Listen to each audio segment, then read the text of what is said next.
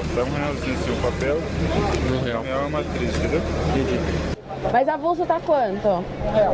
Pirataria no audiovisual é a produção, distribuição ou consumo de conteúdo protegido por direitos autorais, sem a autorização de quem o produziu. É o filme gravado na saída do cinema, o DVD clonado na madrugada, o arquivo comprimido que circulou pela internet antes mesmo do lançamento oficial.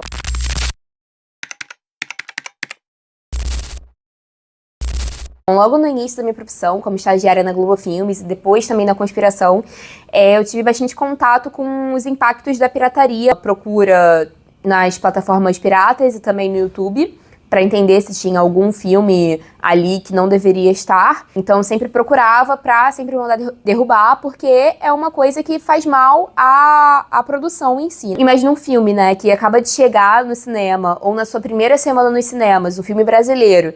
Ele tá disponível no IPTV, na televisão de qualquer pessoa que tenha ali um serviço pirata.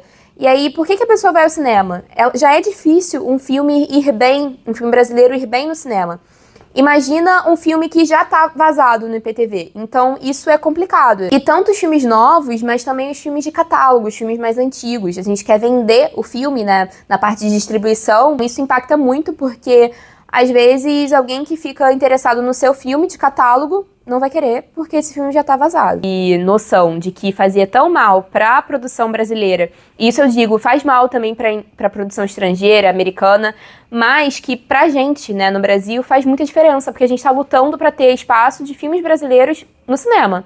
Se a gente tá consumindo, nós, né, produtores de cinema, nós cineastas, nós estudantes de cinema, estamos consumindo algo que faz mal ao ecossistema do audiovisual, ao ecossistema do cinema, então isso é incoerente, né? Incoerente com a gente, porque é o nosso emprego futuro. A gente quer que os nossos filmes vão bem no cinema. Então a gente quer que eles performem, a gente quer que as pessoas vejam no cinema, que não vejam, ok, quando chegar no streaming, quando chegar no VOD, na plataforma de VOD, vai chegar, as pessoas vão ver, e isso é ótimo, cauda longa, que a gente consiga vender para vários VODs, para várias plataformas no futuro, mas que as pessoas vejam no cinema, porque o cinema é muito importante, a gente cria um hábito, então é bom a gente como estudante, como produtor, como cineastas e como cinéfilos, ver filmes na plataforma séria, né? Numa plataforma séria.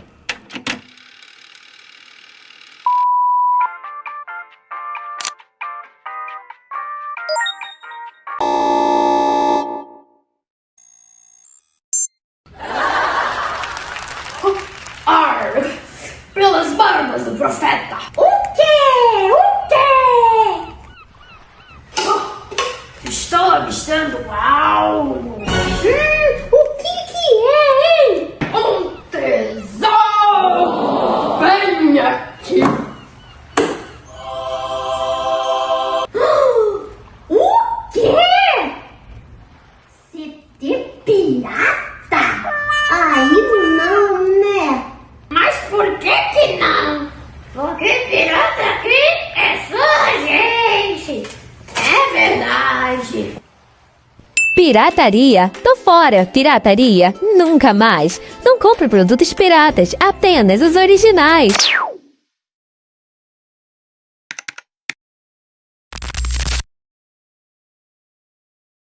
A chegada do conteúdo pirata no Brasil não derrubou apenas bilheterias. Ela reorganizou toda a lógica de como filmes e séries chegam às pessoas. O DVD vendido na feira antecipava lançamentos, encurtava janelas de exibição e criava uma demanda que o mercado oficial simplesmente ignorava. Com o streaming, a pirataria não desapareceu, apenas mudou de formato. Hoje, torrent, IPTV e sites de streaming ilegais convivem com Netflix e Prime Video, muitas vezes preenchendo lacunas que as próprias plataformas legais deixam: catálogos fragmentados, regiões sem licença, preços inacessíveis. A pirataria, nesse sentido, funciona como uma espécie de termômetro. Onde ela cresce, o mercado oficial falhou em distribuir.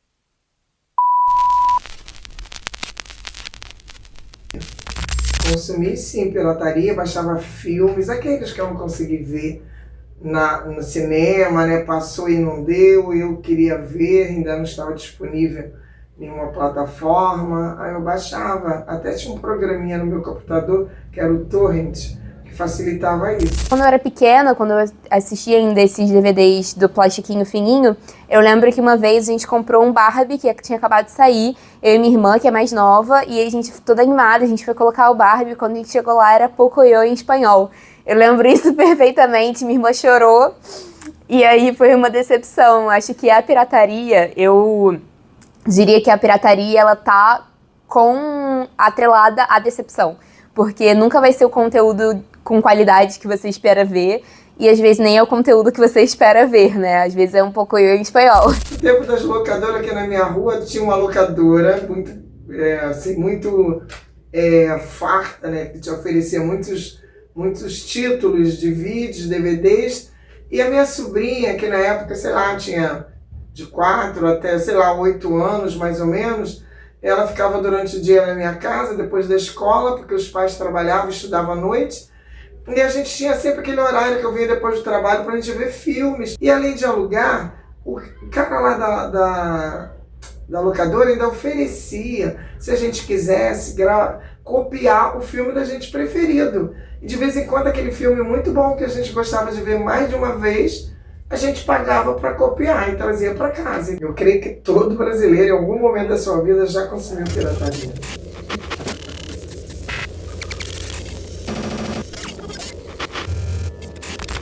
Isso aqui é o que sobrou, não é nem um décimo dos conteúdos piratas que eu consumi em mídia física. Quase todo o meu consumo de arte, consumo doméstico de arte, cultura, da minha vida inteira foi e é de pirataria. Quando eu era criança, era mais a pirataria física mesmo, que a gente tinha que comprar, né? Seja música, né? CD, DVD, fita também, quando eu era muito pequeno, mas aí eu peguei pouco essa época. Hoje em dia é digital, né? Totalmente.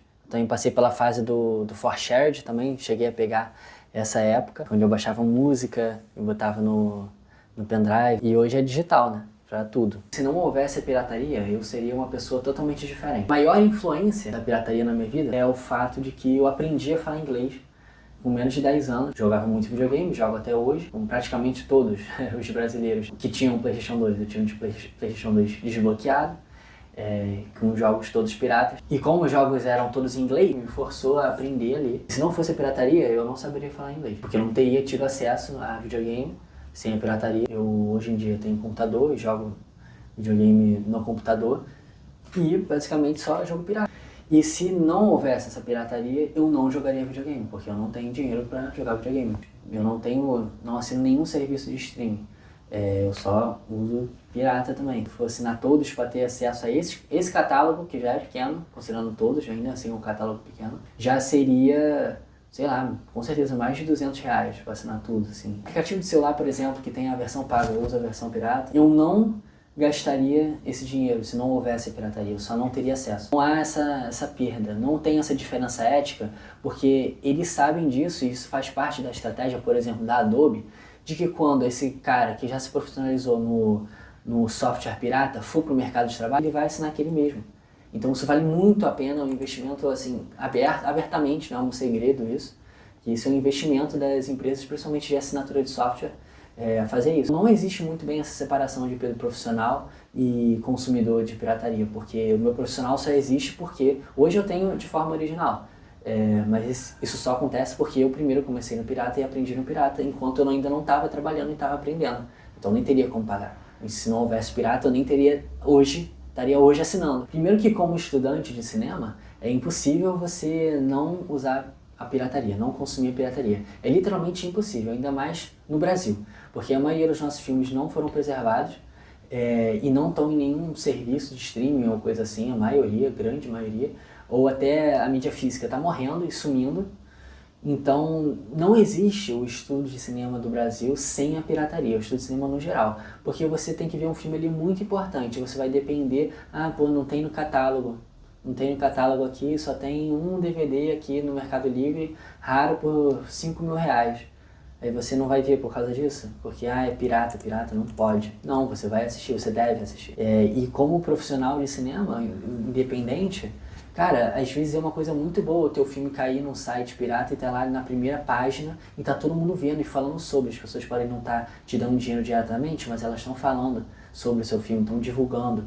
E é assim que tem o caso clássico aí do Tropa de Elite, né, que aconteceu que o filme vazou antes e tudo mais, tudo bem que não é um filme independente, mas é um exemplo que todo mundo conhece, que é um ótimo exemplo. O filme foi um sucesso de bilheteria, principalmente um dos principais fatores foi a gigantesca pirataria do filme, que ele vazou antes, né? Pirataria não mata nenhum produto original, porque o serviço é cômodo, esse consumo continua existindo.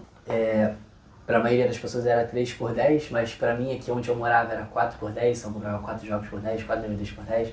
O que era ótimo. Eu tenho essa memória afetiva de ir lá olhar aquele catálogo ali da minha geração, tem essa memória coletiva de ter jogado, de ter assistido, dar de presente ou de ganhar de presente, de ir nas bancas e escolher. Tinha muito camelô e a gente veio passar e conhecer esses camelôs. Eu acho que todo brasileiro já consumiu pirataria sim, seja os mais velhos por gravar música no rádio, na fita e ouvir de novo, Gatonete, ali depois dos anos mais ou menos a partir de 2010 até a década toda de 2010, a pirataria diminuiu muito, e não porque a pirataria foi enfraquecida ou o combate contra a pirataria aumentou, não, porque a gente começou a ter serviços que realmente eram bons e valiam a pena pagar. Tinha um motivo para você estar pagando ali, que não é só o consumo do produto em si, a praticidade, a interface, etc. Mas hoje em dia os produtos e serviços estão ficando cada vez mais caros. A gente tem 1 milhão de serviços de streaming, tipo Netflix.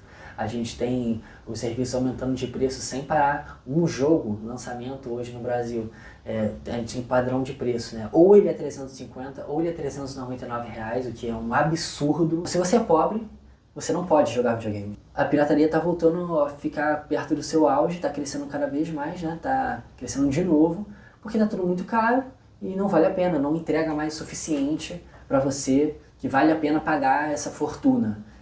Eu consigo imaginar ele hoje sem a pirataria, como se ela parasse de existir. Mas eu não consigo imaginar o efeito borboleta dela nunca ter existido. As diferenças sociais, de classes sociais e a própria mobilidade social seria muito menor.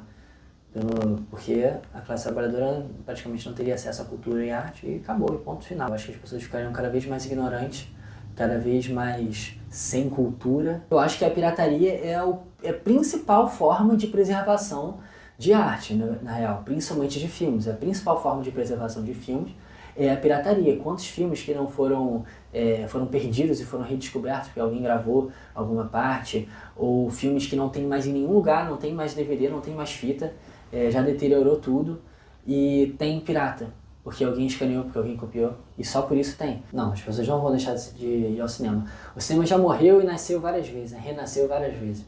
E a sala de cinema continua sendo uma experiência única, que não tem igual, e por isso as pessoas não vão deixar de ir ao cinema. Muito menos por causa da pirataria. Como eu falei, a experiência ainda vai estar lá no cinema. Tanto que tem filmes que saem simultâneo no streaming, no streaming também, e no cinema, que as pessoas ainda vão ao cinema. Inclusive eu escolhi no cinema.